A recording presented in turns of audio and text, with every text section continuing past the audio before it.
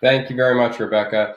Thank you so much to everyone for being here today. We're thrilled to spend the hour with you, and thank you for taking either a maybe a brunch hour or lunch hour, depending on where you're sitting. But we really are looking at this time of year as healthcare executives and strategists.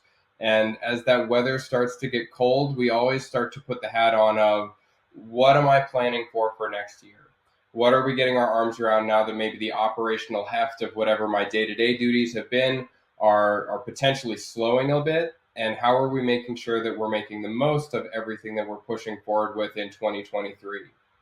An absolutely central theme, no matter where you sit, whether you're with a plan, a provider, a vendor. We all know that we have access to populations in the healthcare space here, and member engagement is absolutely tantamount no matter where we're sitting.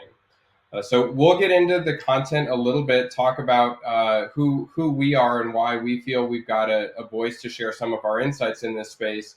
But really, that's where we're going to spend all of our time is when you're thinking about member engagement and how you're going to capitalize on it in 2023. What are some of the trends that you should be bringing to those strategic planning meetings here in Q4 or getting into early Q1 of 2023 and actually putting these things to life?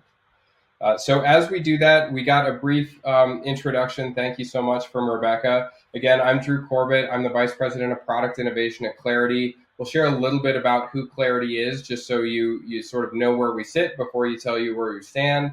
But also on with us today, and I'll hand it over to Adrian, is joining us today from Engageus. And Adrian, maybe you could give just a brief background for folks. Sure. Thanks everyone for joining today. My name is Adrienne Tenney. I am Director of Quality and Operations at Engageus.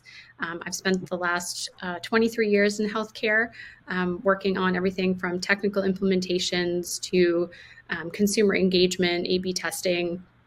And Engageus is a healthcare consumer engagement consulting and research firm. We are laser focused on healthcare consumer engagement with everything that we do. And I'm Scott Roderman. Nice to meet everybody. I am coming from Clarity, Chief Innovation and Strategy Officer. I've spent the last 30 years in healthcare. Most notably, about 15 years ago, started a company in the member engagement space. We did a whole bunch around AI chatbots, rewards, predictive analytics, multi-channel, and I think what we're going to lean on today is a lot of lessons learned, both positive and negative, what worked and what didn't work. And I think look forward to the conversation today. Yeah, I mean, as I think about that, Scott, we're probably 10 to 15 years of having the industry keeping member engagement at the forefront of pretty much every strategic year and strategic plan. I think that's a very different thing than how well have we really cracked the nut. And so there are some wins, there are some losses. And I think exactly as you said, we'll be able to go through many of those today. Mm-hmm. Again, just because Clarity is going to be new to a lot of you, we wanted to give you a sense of where we sit in the market, and that hopefully sheds some light on why our perspective has become our perspective. So, we really have become absolutely focused on accelerating member engagement for healthcare organizations. We do this in a combination of software and hardware. But really, if you think about member communications, think about the actual asset or a letter or a member guide that ends up in your mailbox at your home. That's going to have oftentimes a health plan or a provider logo on it. But Clarity is a back-end partner that is developing, producing, data managing, and printing and fulfilling all of those assets. So we really come at this from the perspective of member communications.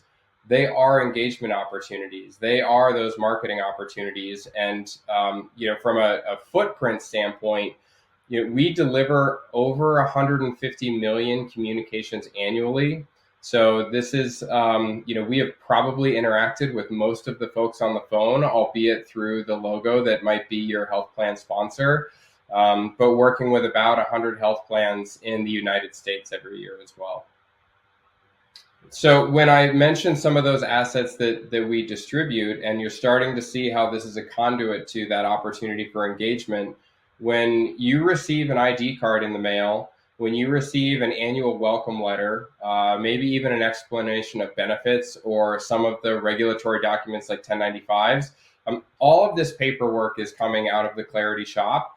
And in doing that, we have really realized that the packages that Clarity is distributing on behalf of health plans, they're read at a very high open rate, and they're read for a long period of time. And I think this stands to reason if you're thinking about receiving that envelope that has a card inside and you can feel that, it's something that you're really likely to open because you know that this is, one, really important and related to your health benefits, and two, has something you likely need in the form of an ID card that you're ultimately going to put in your wallet. This webinar is talking about engagement trends. It's not talking about Clarity, but I bring you that background because our clients have really started to push us to say, hey, if you're touching all of these members and you're doing so at such a high open rate and with such a high read rate, why aren't we connecting some of our member engagement strategies into the work we're doing with you?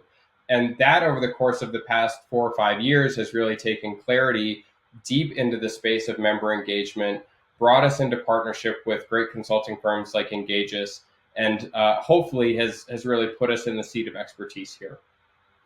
So all of that is the background. We're really going to be focusing today, though, on our agenda and the trends for 2023 that we continue to see are persisting as relevant for all of you to consider. And so, Scott, I'll hand this over to you. Yeah, absolutely. Thanks, Drew. So as Drew mentioned, the top trends, there's a lot of experience that Adrian brings, that Drew brings, that myself, we bring to bear. And I think there's some key topics we want to talk through, right? If you think about one of the top trends, behavioral science. Now, this is not just a nice buzzword to lay out there, right? If you really think about other industries, whether it's travel, entertainment, the financial industry, these are known practices, known techniques that are going to drive the right engagement with the right level of participation and action completion by that consumer. So we're going to show you some of those techniques and what works, because the use of color and imagery and QR codes and how you frame the message, the words matter, and it's going to get the action that you're looking for, right? The second trend that we're looking for is personalization, right? Everybody loves to talk about personalization, but just bring it down to a quick example. If you are a uber healthy senior versus a very unhealthy senior, let's say you're polychronic, what is going to resonate with either one of those two is going to be very, very different. And if you're a health plan, right, what's going to really move the needle for Medicare is speaking to those folks in a certain light. So you want to be able to drive a very personalized message to get the right action completed. We love to talk about multi-channel. Multi-channel, if you think about text and SMS and email and phone calls and direct mail and all these different means to reach that end consumer, I think the key takeaway that we're going to talk through today is the messaging needs to be coordinated. Right? It's not just the ability and the capability to reach them through all these different channels. We've got to be speaking to that end consumer with a very consistent message, right? Because we all know from a marketing standpoint that repetition and that consistency of message is going to lead to the right result.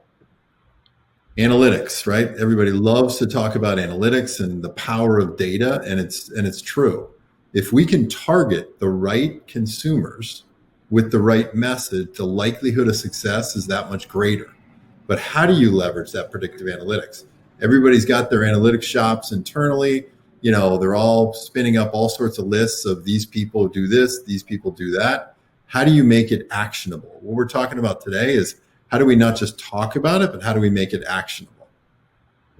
And then I sort of hinted at this a little bit, but as you think about real results and star ratings and HEDIS scores really starting to drive that true ROI. I gave you the example around Medicare. That's just one example, but really trying to focus on that consumer. And in that example, say it is that senior, trying to focus on a particular screening or a particular star rating that you're focused on. Maybe it's bone density scan. Maybe it's, colorectal. Maybe it's breast cancer screenings. Maybe it's a whole bunch of different items. How do we focus on those particular actions and drive results. The whole point of this is we want to use the right techniques, but we got to make sure that we're proving the results and actually having a meaningful impact on your business. So with that, why don't I turn that over to you, Adrienne, and talk through behavioral science. Yeah, thank you, Scott. Great introduction to all the trends we're going to talk about today. So behavioral science is something that I could talk about for probably the next 3 hours, but I'm going to do something very quick just to give you guys a sense. And in terms of trends, I wouldn't say this is a new trend, right? Behavioral science hit the scene probably 10 years ago. It's been very effective, as Scott mentioned, in other industries. So it's not surprising that it's made its way into healthcare. But the trend that we are seeing now is more traction. More people are more open to using these techniques and tactics than ever before to impact behavior change. So what you're seeing here is sort of a simplified approach to behavior change. So the idea that more people are open to impacting behavior change with these tactics is great, but talking about it and doing it effectively are two very different things. So what we've got here is what we call the 5 Bs. So working in a little alliteration to make it more sticky for you. The first 2 Bs are for behavior, and that's because it's so critically important.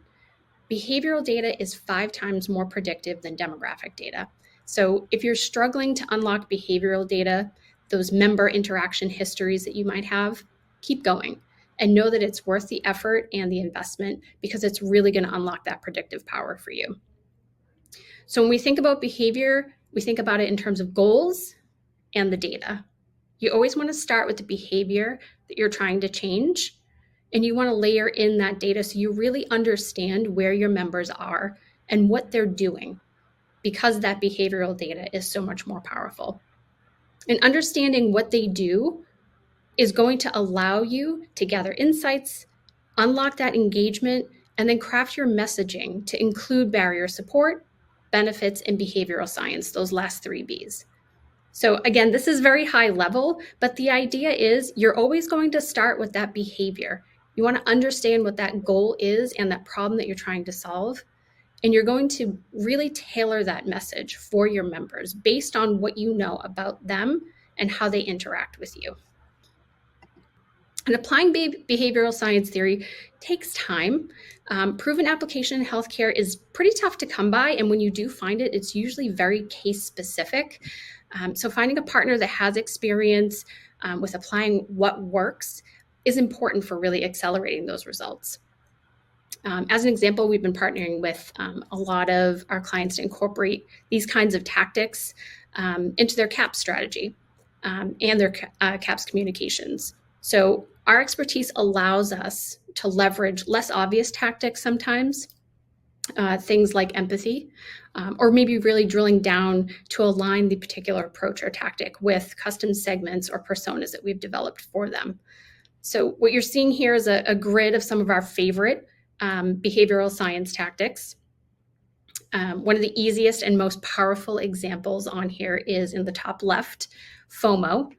I think we've all experienced FOMO at some point, and it can be a powerful motivator, right? Think about how many times you've been on the edge of breaking plans, and then FOMO kicked in, and you find yourself out with friends or family having a great time. In that scenario, whatever your barrier was to getting out the door, FOMO was that little nudge you needed to help overcome it. Now, a healthcare example we're providing here, this works well with live agent or even in-person interactions and communications. When you get a no answer from someone, just by asking a follow-up or what we call a second chance question, like, are you sure? That no will move to yes up to 30% of the time. And that's a very simple change to implement, and it can have a very powerful impact. Now, the effectiveness obviously depends on a lot of things, but knowing that it works on some level for a fairly broad population is a great place to start for actually applying it. On the flip side of that, the other one that I'll call out on here is in the bottom right, peer pressure. It's another tactic. If we all think back to our teenage versions of ourselves, we're probably familiar with peer pressure in some form. There's also a cousin to this that we call social proof, and that's the idea that a lot of people like you are doing something, and it gets you more comfortable with the idea of adopting it yourself or taking action on it yourself. These are also very broadly useful, but not so much with the senior population. It can actually be less effective with them, and in some cases, it can depress response. So it's not always enough to know the theory, and it's not always enough to understand what exactly the tactic is driving at. You have to know who it's working with and who it isn't working with as well. So I'll pause there because I know I said a lot. Any comments, Drew, Scott? The thing that's coming across to me is how foundational these are as principles, and they're not appended to a particular communication medium. I know we're going to talk about channel mix later on, but the idea that we're really just talking about the psychology of participation.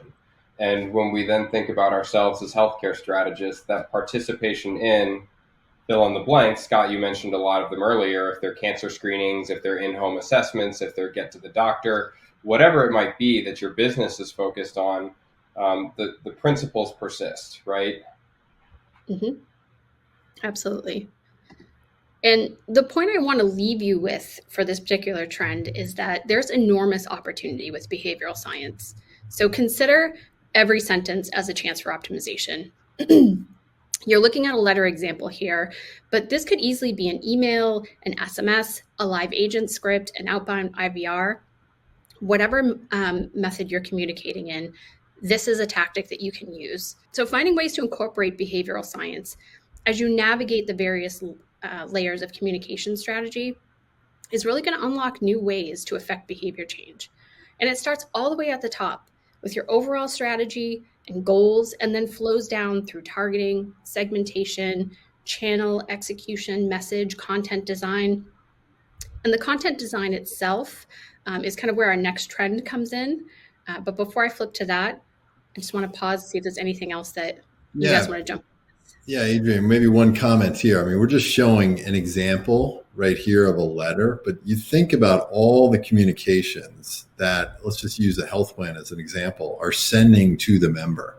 And, you know, whether it's a new member and you're providing them with an ID card, or you're providing them with like a member guide, or it's an explanation of benefits, or there's so much opportunity to introduce what you mentioned with behavioral science, right? So, you know, putting something in the upper right in that Johnson box, we've noticed that drives a tremendous lift in terms of action completion, right? How you frame the message in the body of this letter.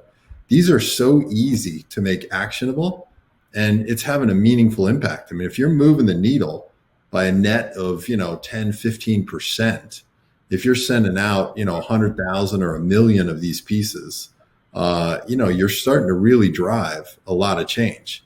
And if it's, to Drew's point, driving an in-home assessment for the Medicare population, or whether it's getting somebody to opt into mail order pharmacy, I mean, there's real dollars here. So getting a couple of percentage points to move and actually adopt or complete that action has a real impact. And I know we're going to talk about that throughout the hour, but, one of the key themes and trends here is we want to say what we're seeing, but how do you make it actionable? And a lot of times these communications are happening underneath the operational area within the plan.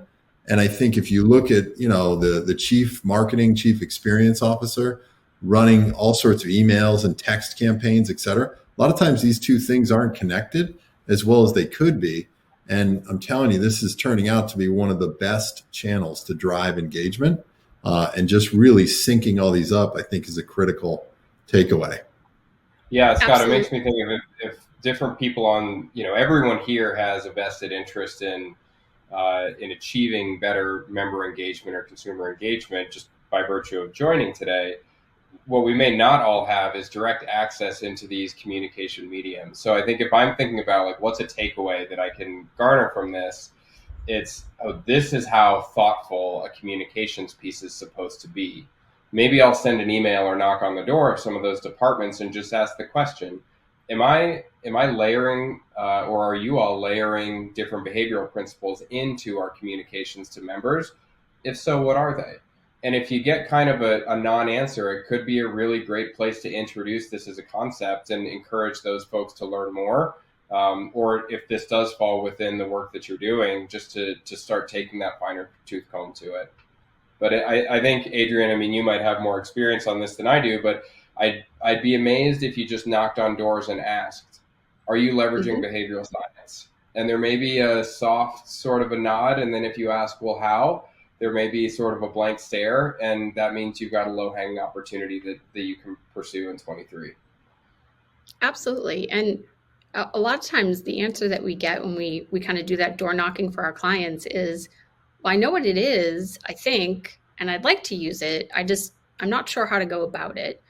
And, if we step back from behavioral science for a minute, another point to reinforce here is just the idea of cross-functional collaboration, right? If you're at the strategic level and you find out that the people driving your digital engagement are not somehow interacting with the folks in print operations to make sure that you guys are creating a unified experience for your members and that you've got that thread pulled across all of those different channels, that's a low-hanging opportunity, right? Yeah. You want to make sure that you're creating bridges across all of these communications, that you're tying all of them together. So Scott called out the Johnson box and the QR code, right? That's creating a digital bridge on a print communication. That's a fantastic opportunity.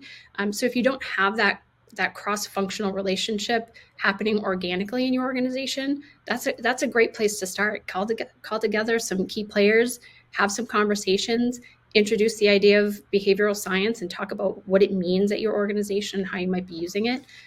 That creates all kinds of open doors that you may not have had yesterday. And so kind of tying this back, right? When we think about how we get all the way down a communications funnel, and that's something that we use at Engages every day for every project we use across people, process, and technology. Thinking all the way at the top from strategy and goals down through the types of channels, the communication execution, and the message and design. It really comes back to personalization. And that's our next trend.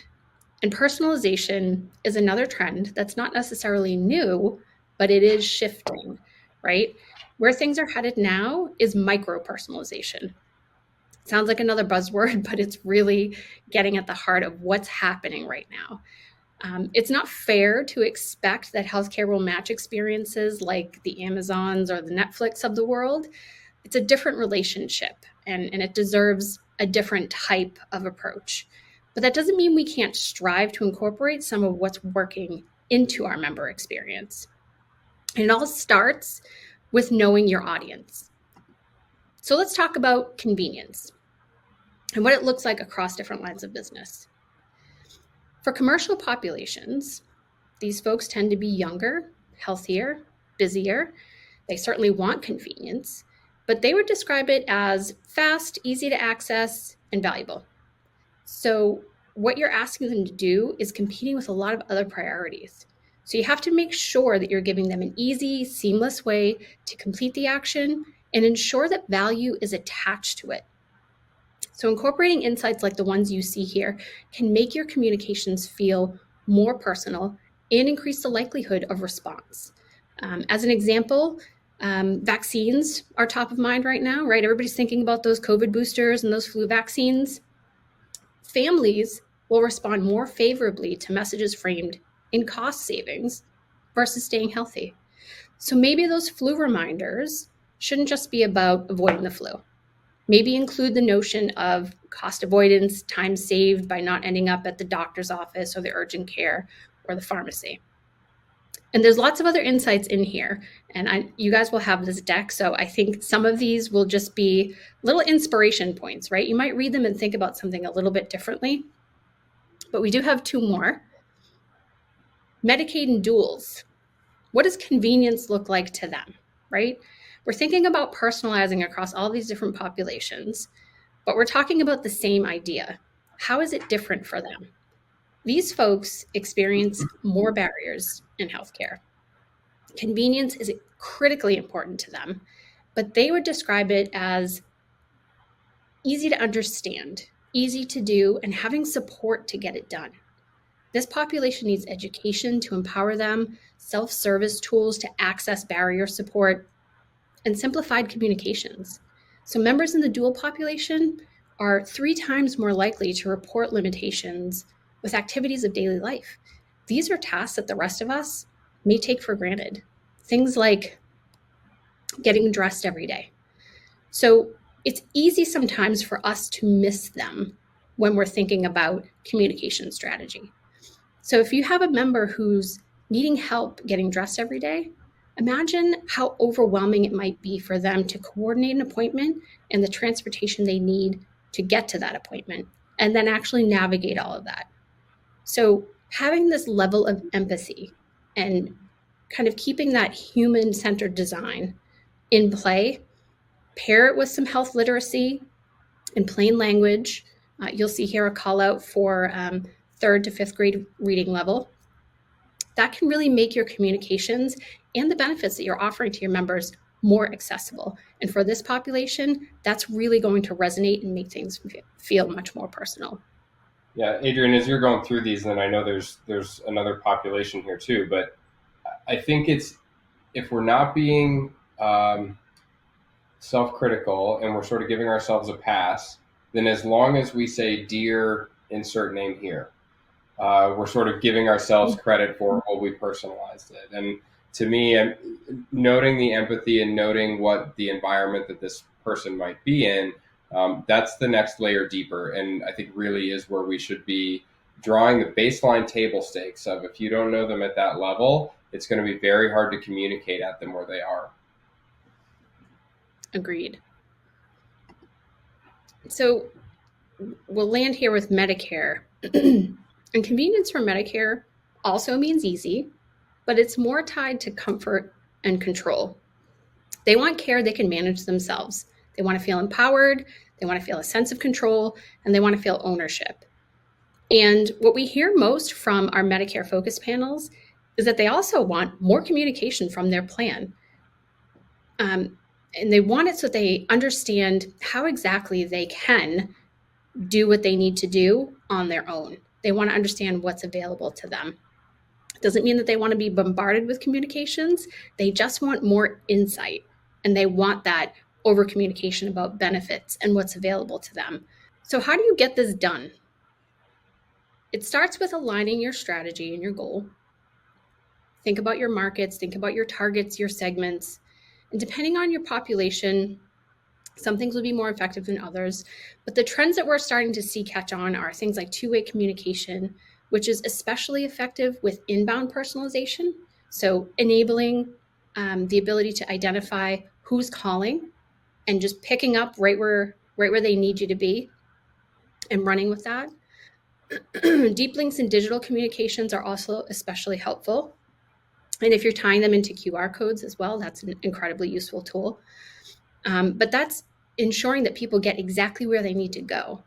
Oftentimes, links will send them to a place and they're not quite sure. Are they clicking on this button? Are they on the right page? The directions that they got on the previous communication, maybe it was an email, didn't really land them where they needed to go and exactly the instructions that they needed to navigate through the next step. So we've been supporting clients on evaluating technology that can support all of these things, as well as variable content blocks and an increasing number of variable fields. So like Drew mentioned, gone are the days of member name, plan name, maybe the right member service number to call. We're seeing anywhere from 6 to 16 variable fields in a communication, as well as that variable content block opportunity that some vendors can offer. But what these things all do is enable micro-personalization and driving very targeted actions, which I think is incredibly important when we think about personalization, is that delivery of it. Yeah, and to pick right up there on, ultimately we're doing this for a more positive member experience in general, but we also know that there's an endpoint of a shared interest between the member and his or her health and us as a business entity that has population management responsibilities over that person. So Scott brought these up really well in the opening and the intro, but we have to know where we're driving people. We have to know what our strategic priorities are because one, they're a benefit to the member at an individual level, and two, because they align to the business that we've constructed to support those members. And so when I think about the behavioral health principles, and then I think about layering in the personalization and sort of blending those together, that's all well and good, but it only really matters if there's an exclamation point at the end of that sentence of, and so the member signed up to do fill in the blank. And so that's really, I think, one of the pieces of advice that we've got is not just to make sure that these feel like a good letter, but that your call to action is absolutely the seed at the center of everything that you grow in your communication strategy, and that that's coordinated and that it's deliberate. Conversations we're having with plans across the country right now, there is so much value in mail order pharmacy, depending on what the PBM arrangement is for that health plan. So if that is a priority, then are we leveraging these behavioral principles towards getting someone to sign up for that? Are we asking that follow-up question that Adrian mentioned, but are you sure you wouldn't like to save 30%, whatever those tactics might be? I think we give a member a great deal of confidence of they know where they're being guided, as opposed to they have an endless universe from which to choose. And so doing them the service of a clear call to action that's concise and it's simple to take, that's really how we start to build a relationship, not just to achieve that one goal, but even a more longitudinal relationship, to add yet another buzzword, of once we have done this with the member, can we lead him or her along that breadcrumb trail so that they continue to get more value out of, in the case of a health plan, the benefits that we have provided for them. So we'll just show some of these. You all know that we're coming from the print and distribution industry on that side, so you'll see examples this way. But the takeaway is not that this is, in this case, a print piece. The case could be, as Adrian said, your SMS campaign. It could be this could be your billboards for all we know. This could be your email marketing strategy. The point is that everything you're looking at, are you putting that asset through the filter of, is this adequately personalized? Not just using a first name, but are we really reaching the person where they are demographically, behaviorally, etc.? And then are we layering in the appropriate types of behavioral health principles that are going to actually drive some of that action? And so whether we look at a member guide at Clarity, whether we're looking at distributing an ID card to someone for the first time of the year, and we know that that's going to have that high degree of resonance, people are ready to get their benefits sort of squared away and put that new card in their wallet. Those all offer different opportunities for where we can meet a person, not just in their health journey, but what might we want people to do at the beginning of a plan year so that they're getting the most out of their plan, and we can stave off some of that later stage attrition because someone felt like they didn't even get out of the gates with you. And so just establishing all of those things and looking at some of the collateral that they're reviewing, those can be the really key things of we're having a positive effect on their perception of their benefits and us as a plan, or maybe they're having a more sort of benign or not such a positive experience. It's made or missed with every single thing that they read that has your logo on it. I'm going to dig in on explanation of benefits just a little bit because it's a nice vehicle to talk about where healthcare data, which we oftentimes view as very constrained and limiting, can actually be the key to being really hyper-personalized, as Adrian was referring to it. So if we did sort of a show of hands and said, what's the most boring document in all of healthcare, we might all say that the EOB is right up there.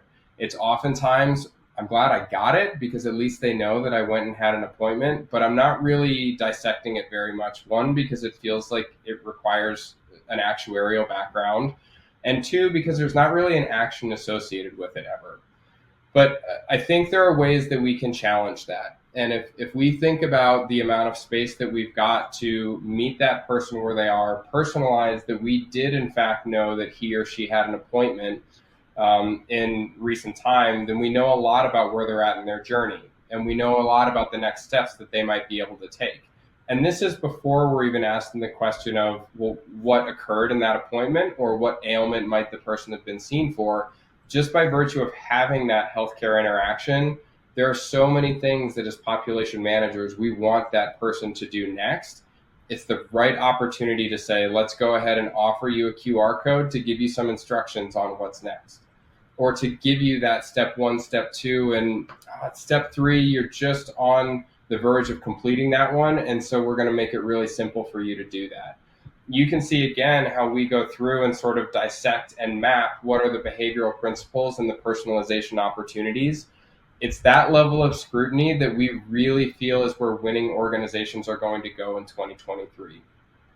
You will never get dinged for just sending out the EOB and calling it good, but you won't really advance against competitors or advance against the market if you're not taking these as opportunities to do a little bit better and put another sort of win in the engagement column. That's what we're looking at in terms of where the best organizations are really going to strive here. And if we really put on the healthcare strategist hat, what we're doing is tying our portfolio of benefits directly into a relevant healthcare interaction that a member has recently had. So if I do get an EOB back, and if you can see some of the line items at sort of top left here, if there's an A1C screening that we have coded for in that recent interaction, and as a health plan or a health system, my members or patients have access to Omada, it is such a missed opportunity to not marry those two things together and say, hey, by the way, why don't you join the diabetes prevention program? Same if we were to go to musculoskeletal, same to go if we were the 10th time that somebody had been to the emergency department this year and somebody wasn't aware of their telehealth or urgent care opportunities. This marriage of CPT codes, which again, we've always looked at as maybe limiting healthcare data, it's right there for us to say, what is the next best action based off of the information that you've got here? Now, again, I'm going deep on EOBs, and it really isn't the point to say what type of a document. It's asking, what do we have available to us that we know can be a nice conduit to helping the member take the next action that's going to be best for them? Yeah, and Drew, just real quick, just to complement that, right? I mean, if we're coming at this from a lens of, the printing and the EOBs and the member guides and the ID cards, not to take away from all the effort that the rest of the organization is doing related to emails and texting and, data capture in terms of mobile phone numbers and opt-ins and all the other techniques. The question to ask yourself is, but are we really mapping every single touch point with the consumer? Yeah. And if you are, why are we driving by these pieces? If you're sending them a card, a member guide, an EOB, why are we not leveraging those budget dollars? I mean, EOBs are pricey. I mean, you're sending 6 to 8 of those things out every single year per member. I mean, you're talking millions of dollars, and not to leverage every ounce of marketing lift and engagement lift from those seems like a missed opportunity. So that's all we're pointing out is, let's make these things actionable. This is not difficult stuff, working with the right teams. And I think you'd be amazed at the additional lift you're going to get from an engagement standpoint. It's actually a really good thought exercise. Like if you were to get into your biggest boardroom at your office and just lay out all of the pieces and print out the emails and print out the SMS and do all of those things and look at them and just be critical of, am I really moving the ball, or am I just checking the box that this got done? And when we say moving the ball, it's asking yourself, okay, are the behavioral principles here? Is this personalized to an advanced degree? Are we leading someone to actually complete a goal, or are we just giving them noise? It's a healthy thing to do at this time of year, and to think about, we know that the tightest competitors out there, their documents are going to look more like the ones we're seeing in this presentation. And so asking yourself if you're sort of in that echelon or not can be, I think, a productive exercise for teams. Mm-hmm. Sorry, Adrian, go ahead. No, that's okay. I was going to say that, when we talk to clients, we often see that EOBs are their biggest print spend, right? And it's kind of a set it and forget it thing. They're complex documents. There's a lot that goes into them. So they're just going to leave well enough alone. But I think you guys provide a couple of very easy opportunities to just change small things about it so that it becomes more of an intentional and actionable document, right? It's not something you're just going to throw away anymore. All of a sudden you're like, you want to open them up and you want to see what that thing is that's now appearing that was never appearing before. So yeah, it's a unique idea. I hope more people take advantage of it. Multi-channel. So this is trend 3. And we'll move through this one pretty quickly. Creating a unified set of communications is something that everyone's striving for, and it is uniquely challenging in healthcare. There's a lot of silos. Data is definitely stuck in those silos. It's hard to create a very unified, a very intentional journey for your members that comes from a central source of truth. It's one of the biggest obstacles we see with our clients. But a multi-channel approach really allows you to meet members where they are and provide that seamless and accessible relationship that really delivers on consumer centricity. So when we think about channel mix, there are a few different ways to approach this. You can go with stated preferences. So this is what your members tell you they want you to communicate through.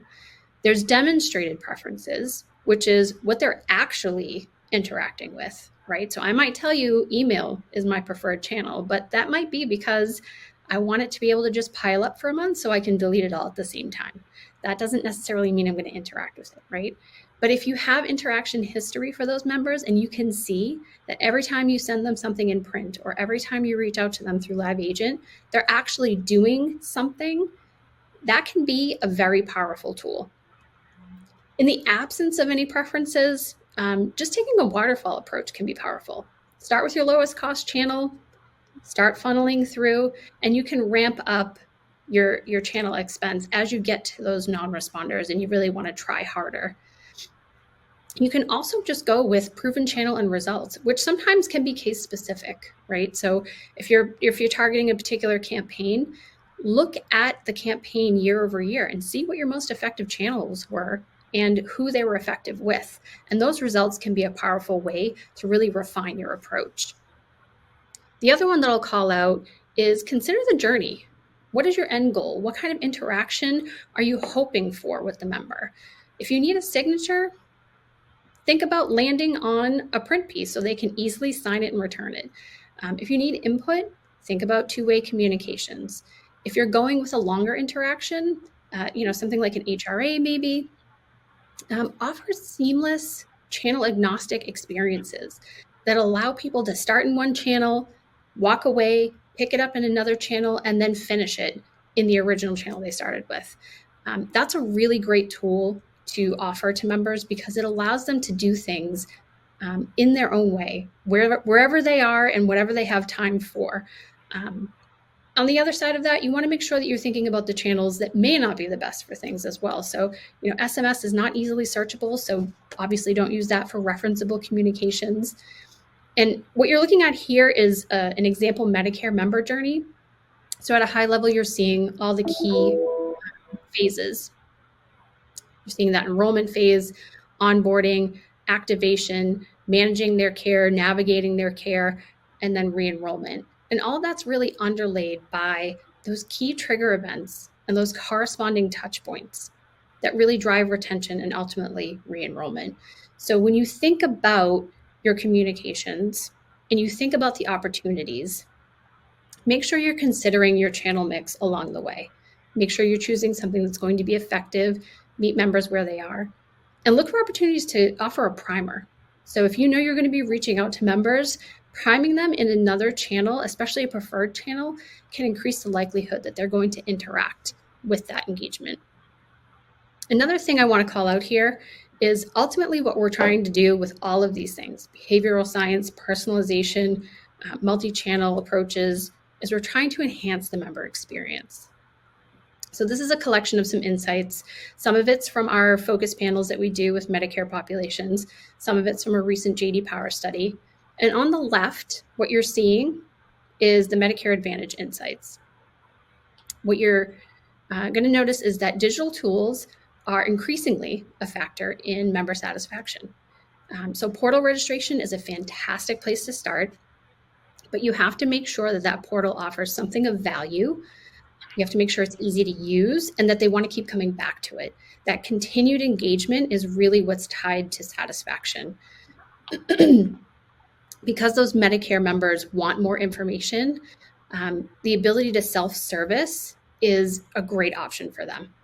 They really want more insight into what's available and how they can activate new and different benefits that they may not have been using before. One of the things that we heard recently was that a lot of the Medicare members in our focus panel didn't know that rewards and incentives were even part of their plan. But they said that if they did know about them, they would absolutely be interested in using them, and it would make them more likely to choose that plan again next year. So that's something to think about. On the right, you're seeing more of those commercial insights. So just calling out a couple of things here. Commercial populations are certainly more digitally savvy than Medicare. That's not to say that the Medicare population is not digitally savvy. They are increasingly adopting digital and have been for a while. But the expectations are much higher in those commercial populations. And technology in healthcare has been lagging for a while. So one of the big callouts in the study, in addition to digital, is call center performance.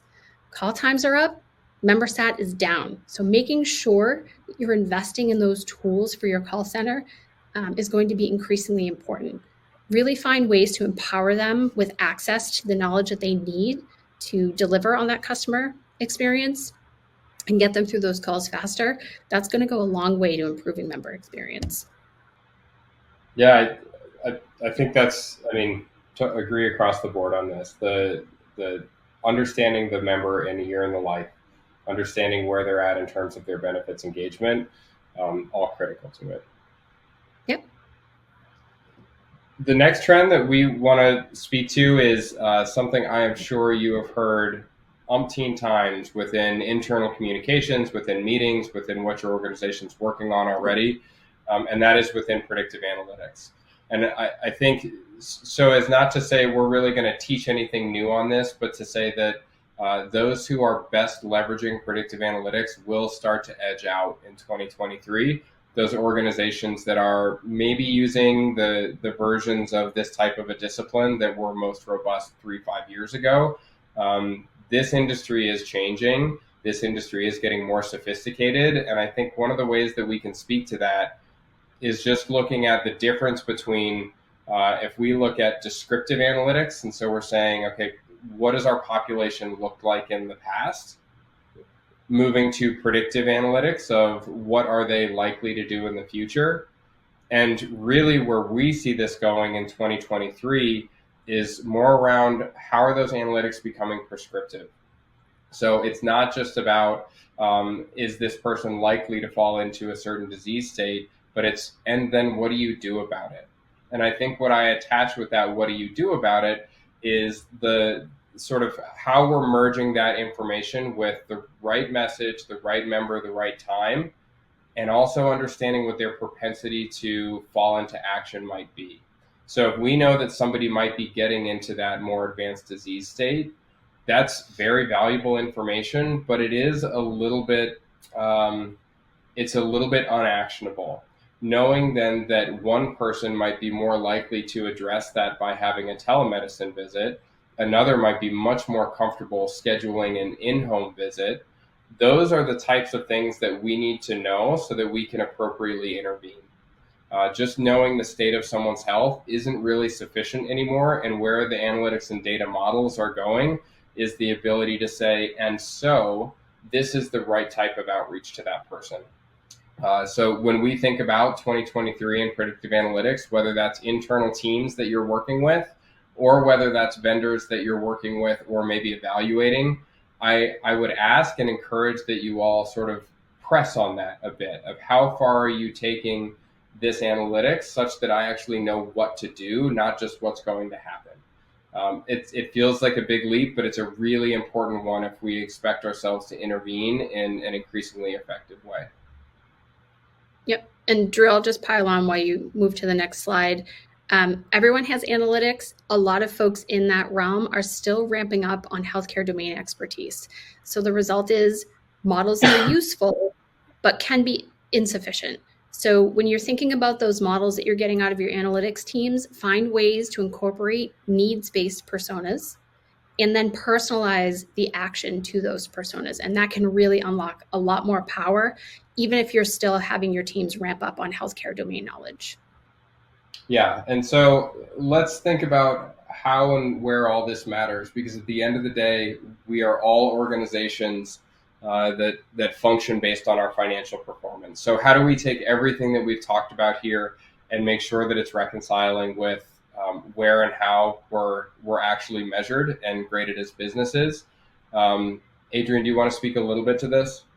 Sure. Yeah. So, I mean, we all know what the business value is for star ratings, right? It's incredibly incentivized, and it's a great tool to kind of pull that money back into your business and keep delivering a great member experience. But star ratings don't really matter to Medicare members. They stay because of their provider and their medications. So it's a good business investment to pay attention to stars and to do that work because it also helps drive member experience. But ultimately, retention is driven by things like, pharmacy benefits and provider networks. So don't lose sight of those things either. And there's a lot of changes happening in this space, right? A couple of the things that I've called out here. We've obviously seen the measures changing, the weighting changing, but instead of a regression to the mean, we've now seen more 5 and 3-star plans than ever before. So things are getting a little more extreme, and it's going to be harder to kind of work through those points differences. The focus on patient experience is well socialized at this point, right? We know we have to pay attention to that. But it's important because patience has been replaced with frustration, right? There's some forgiveness that was in play right after COVID, but that's going away. Members want access and it's hard to get. So getting care quickly is down. Customer service is down and complaints are up. So the barriers to succeeding with member and patient experience are getting bigger. And CMS is telegraphing interest in health equity. So paying attention to things like health equity, social determinants of health, and incorporating those now will help you later when those measures are probably going to come into play. We've seen the trend that this is something that's top of mind. So it's likely to land in the next several years. Yeah, I mean, this is dramatic to me. So if we know how we're being graded, that is a huge input on how we should be developing our strategies. And so to see the opening up of how distributed our performance is going to be in caps and stars, leaning much more into experience, we know that that's where we should be placing our chips then and placing our energy.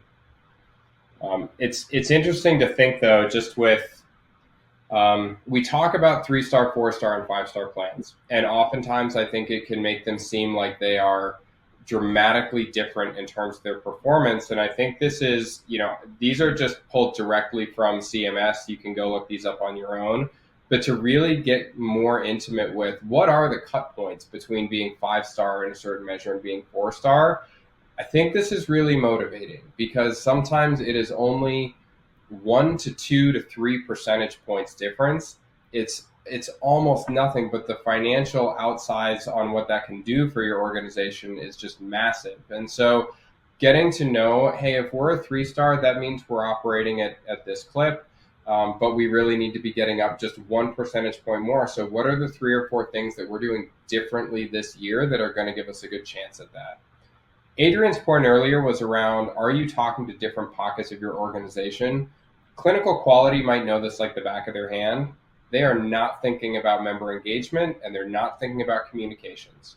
And so how we can start to bring these things together, I think, is a really important merging of organizational data.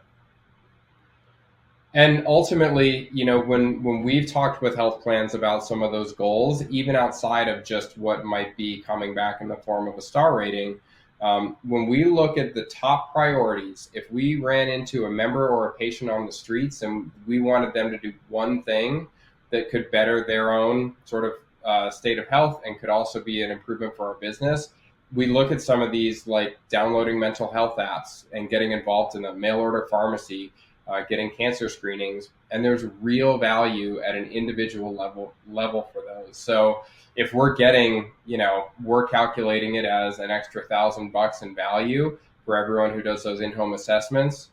Well, getting a few hundred people to do that all of a sudden starts to matter pretty quickly. And if that can be done by just, again, going back to putting behavioral principles into our communications, for example, then that starts to be some real wind in our sails financially too.